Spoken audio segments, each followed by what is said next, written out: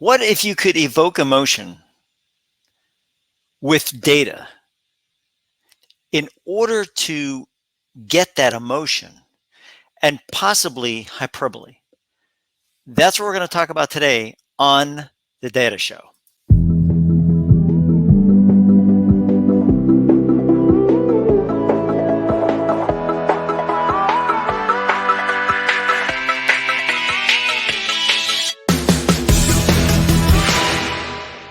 And for the next 30 minutes, we'll talk about data as evoking emotion. So basically what happens is, this is absolutely nothing new. I mean, during COVID, data was presented to evoke emotion all the time. Number of vaccinations, number of people killed, number of people dead, number of people sick, number of people on breathing machines. All those things were done to evoke emotion. That's what the media does. The media evokes emotion. That's how they get their advertising dollars. That's how they get their Pulitzer Prizes. That's how they do those things, is evoking emotion. If there's a story out there that doesn't have any emotional component to it, then are you going to watch it? Are you going to tune in? Of course not. And this works on all sides of the media, all sides of it. A talk show host who's on here he's usually on like 3 to 7, something like that, 3 to 6 in the afternoon. He's out of New York City, but he presented something the other day that was really troubling to me. And that was, he stated that the situation with the Israel-Hamas situation, where the Hamas had come in and Israel reported that there were 1,300 dead. I think that was about right, about 1,300 dead. And he compared this to the number of dead that would happen in the United States. And he said something like 38,000 people would be dead in the United States. Well, first of all, that's wrong. That's not the same. That's not the same mathematical component. But besides that, it's actually higher than that. But besides that, there's no apples to apples. There's no apples to apples reasoning here. And let me just go through this. And I think this is really important. Let me just go through it and what I did, and you can kind of get an idea as to what happens. So first of all, I looked up the population of Israel, right? So I did the population of Israel, and I found out it was 9.152 million. Okay, so I opened up an Excel spreadsheet, and basically I put population 9 million. So that's the population is 9 million, basically. The number of dead is 1,300. Let's say it's more than that, but let's say for the sake of argument, it's 1,300 dead. One dead is too many in my estimation.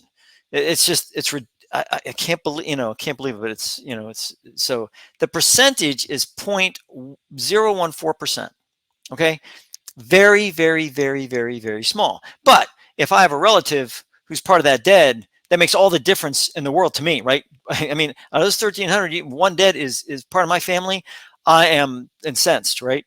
So, but I mean, it's a really small percentage. So what I did then was I said, well, what's the population of the United States? So I did that, right? Population of United States. And it comes up to be 326 million, almost 327 million. Let's just talk 326 million. I add that to the Excel spreadsheet. Boom, 326 million. This basically, there it is, 326 million. Now, in order to get the same amount of dead that would happen in that situation, you'd have to take that 0.014% times 326 million to come up with 47,088. So the talk show host was way low on this. I mean, 9,000 person difference. That's a heck of a difference when we talk about those types of things. So that's what we're talking about. Now, in order to make a point, because again, we're talking a very small population here, 47,000. People said, "Oh my God, Chris, 47,000, 47,000 out of 326 million. That's a lot of." So let me give you an idea about this. So every year we have 600. Let's just call it 700,000 people die every year from heart disease, right? 700,000. So let's take 326 million, right? 326 million, and let's do 700,000, right? And then you take that, this divided by 326 million. So we're still, I mean, look at the percentage on this. The percentage is still, it's about 0.02%. 0.02% die every year from heart disease. Heart disease, the number one killer in the United States. 700,000 people die from that. Boom, just there. 700,000 people, right?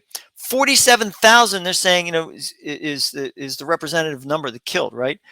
So I wouldn't have done that. What I would have done was I would have taken an apples to apples approach. I would have said, all right, here's New York City, 9 million people. How do I know? Well, I went there and just said population of New York City. So again, you can do this, right? New York City. And what's the population? 8.8 million, 9 million people. Let's just call it 9 million, all right? We'll round up on this. So 9 million people, right? 3,000 people died. When did they die? They died in the World Trade Center. So what are we talking about? We're talking about 0.033%. More people died in the World Trade Center than were killed in Israel in that situation, that one day situation. Now, what I would have done was I would have said, and what did we do as a result of this? What did we do as the United States as a result of this?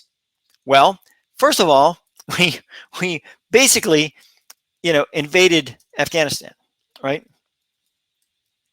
We invaded Afghanistan. We searched, right, for Osama bin Laden, because we had heard, right, through intelligence, whatever, so Taliban was protecting him. So that was enough of that. Now, where was he found after a period of years, right? Years and years and years and years and years and years, right? 2011, right? 2010, 2011, whatever it was. Bang, they found him in where? Pakistan. Not Afghanistan, Pakistan. So after all that and the situation, they found him in Pakistan. So what's the situation here? We say, look, at 3,000 people, right? And let's take a look at it from even a more basic aspect, right? 3,000 people to 326 million, right? And you have 3,000 people. So now we take equals 3,000 divided by 326 million. What do we have, right? We have a very, very, very, very, very, very, very, very low percentage. Like, look at this, okay? 0.0092% of our population was killed in a terrorist attack. 0.00092%. What did we do? We invaded a country looking for a specific individual and his cohorts, and tried to do vengeance on our people, which we did. It just took us years to do it, but we did it, right? What are we talking about with Israel? They killed more than that. Terrorists killed 3,000 people out of 326 million. Although we'd have to go back to 2000 and figure what that percentage is. So it's going to be slightly more, but basically, I mean, that's a lot less than 0.014% of that population. You see how this works? I would have said, look, this is what happened, and this is what we did. If you want to evoke emotion with data, then use the data that is that has more of a bang impact than data that just you can sit there and counter cross and cross counter and all that stuff. This was of a city, 0.033% of a city in the United States. This was 0.00092% of the population of the United States. This is 0.02% of the population of the United States that dies every year of heart disease. So we went after a guy, invaded a country, did whatever we needed to do to search this individual out, got rid of the Taliban for that time period, whatever else, ended up finding a guy in Pakistan, but basically we killed the guy. So that's what we did. That's what we have, and that's why data. In my case, am I biasing the data? Absolutely. Of course, I'm biasing the data. I'm showing, I'm using, but I'm using acceptable facts. I'm not manipulating the data. using acceptable facts. Facts. In other words, you sit there and say 47,000. That's called counterfactual, right? That's actually called counterfactual. Let's see what counterfactual is. Counterfactual is 47,000 people didn't die. 38,000 people didn't die in the United States as a result of terrorist activity. They didn't, right? 3,000 people did. That's factual. Out of 326 million, that's factual. Oh, did I do that? Did I do that wrong? 326. Did I say 326? Oh, shoot. 326. 1, 2, 3, 1, 2, 3. Sorry. So 0.21%, if you have 700,000. So still, that's a lot. That's a lot. I mean, that seems to be a lot, right? But you got to remember, this is the heart disease stuff. 0.21%. It's not even a quarter of 1%. 1%. You see how that all works? So now you have 326 million, 3,000, bang, 0.0092%. You killed our people. We're going to come get you. And we did. We went into Afghanistan. We're not talking about a border country here, folks. We're not talking about, some a blast or something like that. We're talking about a country. Boom. You kill our people, we come get you. And that's basically what happened. Now, why did these happen to begin with? I think let's talk about this just for a second, just to understand a little bit more. And this is more world politics than it is data, but it takes data to be able to make that work. So I looked up historically what went on, right? So what was going on in Israel, right, before Hamas basically went in, incursion into their country? What was it doing? Well, first of all, we know that Israel was undergoing domestic, basically domestic issues, right?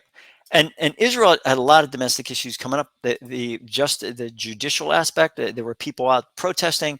It was really not a good deal, right? It was really not good for Israel. You could see that they were weakening. They had a weakness within them.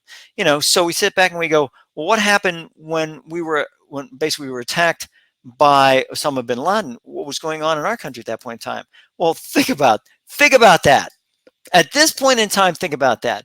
What did we have? Well, we had a president, right, who was there was an election that was questioned, right? I mean, that was Al Gore and George W. Bush, right? So election was questioned. That was number one, right? And then they had what they considered to be a weak president. I mean, the individual was thoroughly.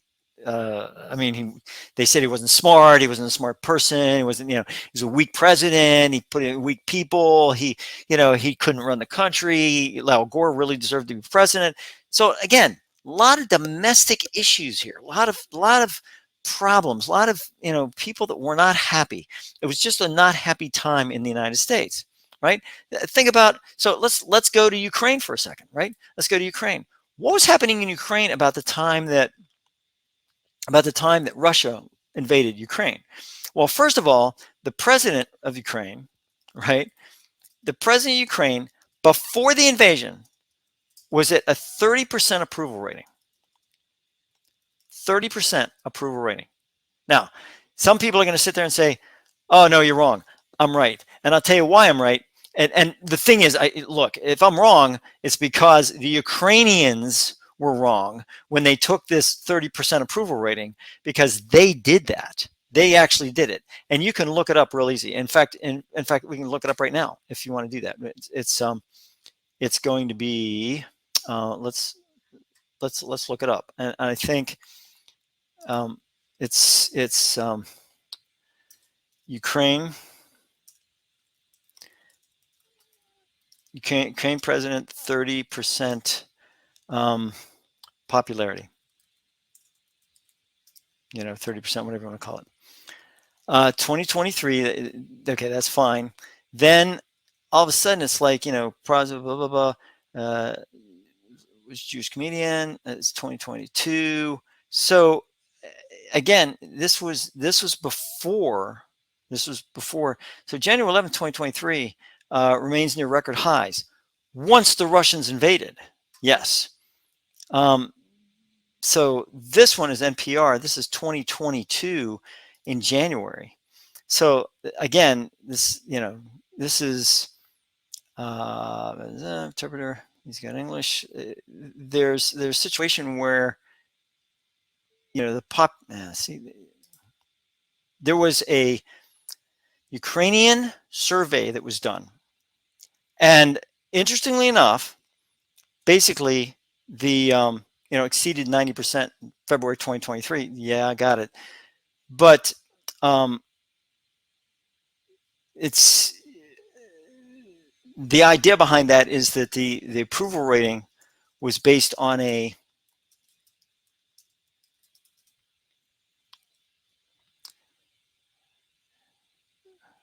really stands in Ukraine 1 day ago. March approval ratings have surged. Okay, so this is again. Here it is. So we'll see. So basically, focus Ukraine. So this is that Zelensky, who supported him to find the solution to Donbass war, whatever it was, what's the name, showed 52% of Ukrainians optimistic and 18% pessimistic in September 2019. The mood shifted to 23% optimistic and 60% pessimistic in March 2020. So he was in below 30%, right? He was actually at a 23% area. And what we're going to do is we're going to throw this up here. This is what we're talking about, right? The Wilson Center. So I mean they're talking about all these areas, but this is basically what we had. So I mean, from 52% of Ukrainians optimistic by 2020, right, in September 19, the mood shifted to 23% optimistic, 60% pessimistic in March 2020. In July 2020, the number of those who did not trust Zelensky exceeded the number of those who still believed in him, 51% versus 43%. So it's, I mean, so this more support in August 21, support was from likely voters was well over 30%, August of 2021. So again, very weak at this point in time. He's very weak, and all of a sudden you could see, and the corruption index, which I've shown in another data area, showed the Ukrainians even now are way below the 90% threshold that's set by Denmark. If they're at 33%, we're at 69%. That doesn't bode well for us, but they're at 33%. So I mean, the corruption level index is very low. They have a very bad corruption index. So all these things taken into consideration, if I were the Russians, I'd sit there and say, look, yeah, they're weak. Let's do that. Now what they didn't depend upon was the people that were going to support them. The Ukrainians were going to just implode in and say, no, we're going to protect our country because it's their country. And the same with Israel, and the same with Gaza, the same with everyone else, is that you have this you come into our country, you kill our people, we're not going to stand for that. So it's that type of thing that's happening within that area. But this is how you evoke emotion. I just showed you some things that evokes emotion. I'm sure the Ukrainians watching this are going to sit back and go, that's not true. It is true. There it is. I mean, there's your deal, and there's all the areas, Ukrainian research, Ukrainian monitoring. I mean, this is from Ukraine. So, I mean, it's a rating group. So, I mean, it's nothing that you can sit back and go, oh, this is Ukrainian UA. So, I mean, it's a situation where the rating group is from Ukraine. It's not from us.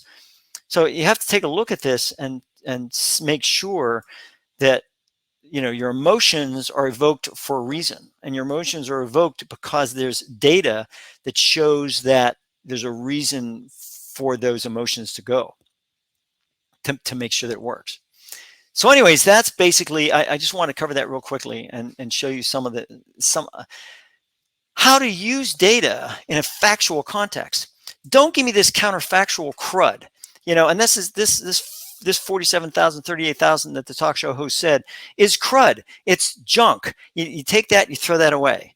You take factual stuff and you use the factual stuff to sit back and make your case. You don't make up things. And that's basically what this is. This is making stuff up. This is taking, this is the percentage. We're going to take that times 126 million and that's what we're going to get.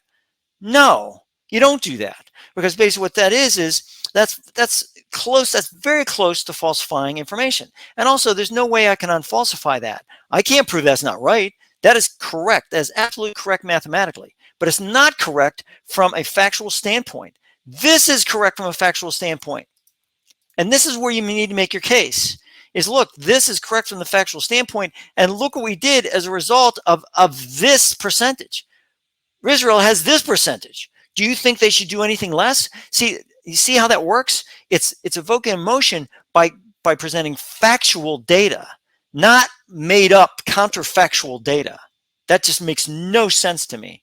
And evoking emotion from biased data is not the same as evoking emotion from data that's factual, that actually exists, that you can go and you can look up.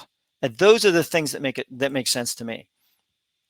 So on that note, I'm going to say thank you so much for watching the Data Show. I appreciate it very much. And understand, when you evoke emotion, do it from a standpoint of factual data. Or, as I always say at the end of every show, and thank you so much for watching, and we'll see you next time on the Data Show, is check the data. See you next time on the Data Show.